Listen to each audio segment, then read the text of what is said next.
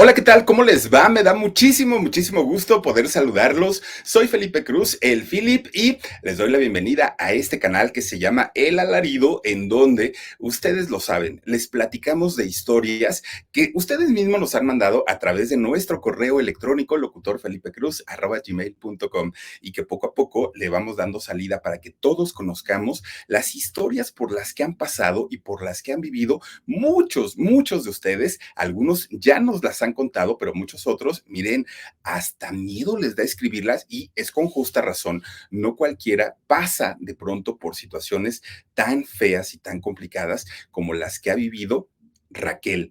Raquel, que fíjense, al día de hoy, ella ya tiene, pues está rayando ya los 60 años, ¿no? Es una mujer madura, es una mujer adulta, pero fíjense que la historia que ella nos manda a través del correo electrónico es de verdad de mucho miedo y de mucho terror, porque estuvo a punto de perder la vida. Pero les voy a contar toda su historia. Por favor, quédense conmigo hasta el final. Pero además, recuerden suscribirse a este canal, a Jorgito Carvajal, Productora 69, Paperra Yo, el Philip. También tenemos los frijoles de Gigi y con salsa. Son nuestros 7 canales que tenemos para todas y para todos ustedes. Ahora sí, aquí tienen la historia de Raquel, esta mujer que sufrió muchísimo por un error. Chéquense nada más.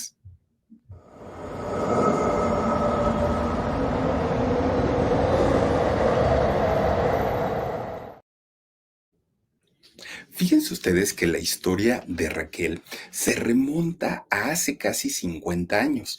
Raquel es una niña que nació en Abolato, allá en un pueblito del norte de nuestro país. Fíjense que cuando Raquel nace, desde el momento que nace, su mamá se dio cuenta que esta niña tenía una luz especial, que era distinta, que era diferente. Su mirada era muy brillante, pero además tenía una mirada profunda siendo una recién nacida. Siendo Raquel muy chiquita, su mamá sabía que cuando la cargaba y cuando la abrazaba, Raquel no reaccionaba como cualquier niño.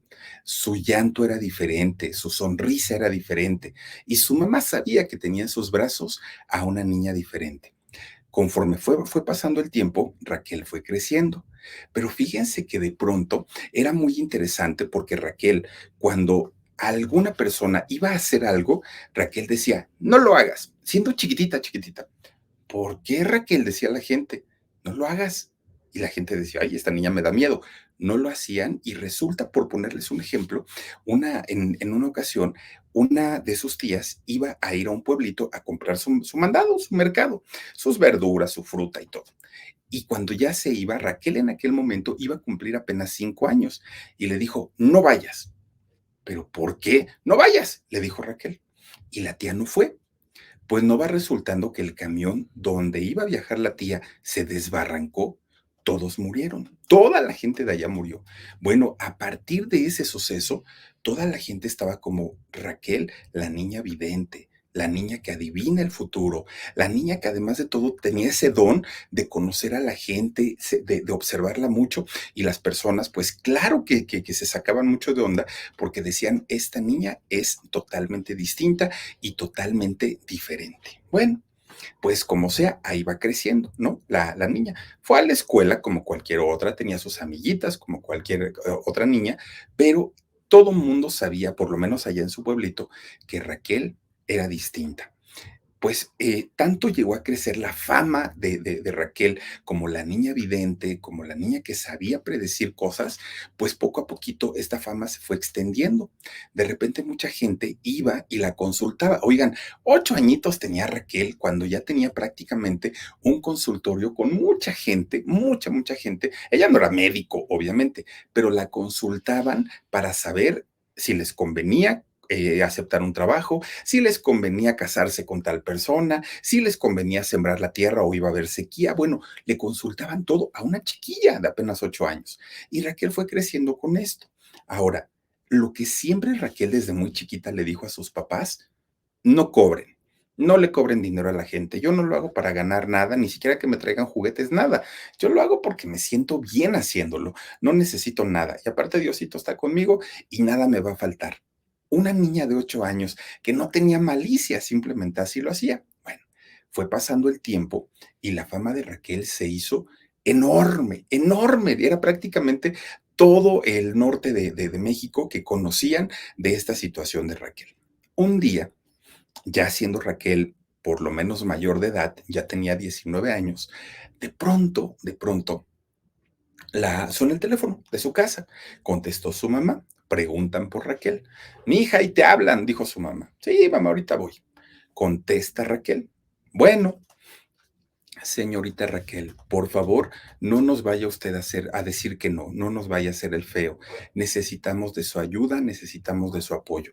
Dijo Raquel, claro, ¿cuándo quieren venir? No, señorita, no podemos ir. ¿Por qué no? ¿Que no viven aquí mismo, en Nabolato? Sí vivimos aquí, pero no podemos llevar a nuestro enfermito. ¿Pero qué tiene? Le dijeron a Raquel. Mire, señorita, lo que pasa que nuestro muchacho se llama Gerardo. Gerardo es un niño, bueno, fue un niño muy carismático, alegre, simpático, buena persona, pero de la noche a la mañana todo cambió. Ahora es un muchacho agresivo, le pega a su mamá, le pega a sus hermanos.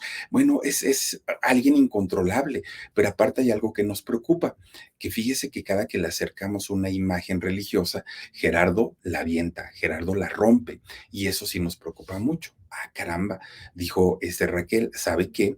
Mire, yo creo que esos temas trátenlos con un cura. Yo no creo que les pueda ayudar de mucho. A lo más que yo puedo hacer, pues es a lo mejor decirles qué es lo que tiene, pero curarlo no podría. Y entonces la familia de Gerardo, ándele, señorita, por favor, venga para acá para ayudarnos. Y ahí va Raquel, ¿no? Pues agarra el camión y fíjense, agarró, metió en un costalito de tela que tenía, mete sus escapularios, su agua bendita, todo lo que pues ella ocupaba normalmente para hacer sus limpias y este tipo de cosas que ella hacía desde que era chiquita. Pues agarra su camión y ahí va. Cuando llega a la casa de Gerardo, era una casa pues viejita, pero muy cuidadita, ¿no? Una casa muy mona. Que para esto, fíjense que cuando iba en el camión, se encuentra una señora. Y esta señora, ay, Raquelito, ¿para dónde vas, mi hija? Si este camión va bien lejos. Ay, fíjese que me hablaron y ya se empezó a contar la historia. Y la señora le decía, oye, ¿y cuándo fue que te diste cuenta, no? De que podías hacer esto. Uy, que le platico desde que yo era chiquita. Dice, bueno, con decirle que muchas veces en mis sueños, el diablo, el mismo diablo, se me ha aparecido y me ha intentado sobornar para que yo deje de ayudar a la gente. Pero sabe que yo eso nunca lo voy a dejar de hacer, dijo Raquel. Llegó a su parada del camión y finalmente se bajó. Y entonces resulta, toca la puerta y le abre la mamá de Gerardo. Y entonces cuando esta mujer entra, cuando Raquel entra, ve a un muchacho de espaldas que estaba Gerardo, tranquilo, no decía nada. Entonces le pregunta a la familia, díganme qué es lo que hace, yo lo veo muy tranquilo, pero en realidad pues ustedes son quienes lo conocen. No, Raquel, que le contamos. Fíjese que Gerardo tiene 22 años y este muchacho, pues toda su vida fue un muchacho muy tranquilo, muy amable, muy servicial, tenía su novia, era un muchacho con un futuro muy prometedor. ¿Y qué pasó? Dijo Raquel. Ay, Raquel, pues que de repente este muchacho se empieza a juntar con muchos amigos, ¿no? Y estos amigos empezaban a hacer este tipo de juegos de que si de la Ouija, que si la Verónica, que si esto, que si aquello. Y entonces, pues, no sé, de repente un día todo cambió. Ah, ok. Y entonces Raquel, ¿te puedo pasar al cuarto? Sí, pasa el Raquelito. Entra Raquel finalmente al cuarto. Hola Gerardo, ¿cómo estás? Y cuando Gerardo voltea, él tenía una imagen de San Judas Tadeo en su mano. Entonces, cuando entra Raquel, se la avienta, agarra la imagen, bolas, se la avienta Raquel y se estrella en la pared el santo. Bueno, pues Raquel dijo, oye, tranquilo, muchacho, mira, en ese momento, pues sí, hagan de cuenta que el muchacho se transformó, empezó a pegar de gritos, empezó a espumear, era una cosa muy fuerte y muy fea. Y entonces Raquel saca en ese momento todos sus artefactos que tenía en su mochila, su agua bendita, sacó todo lo que ella tenía, ¿no?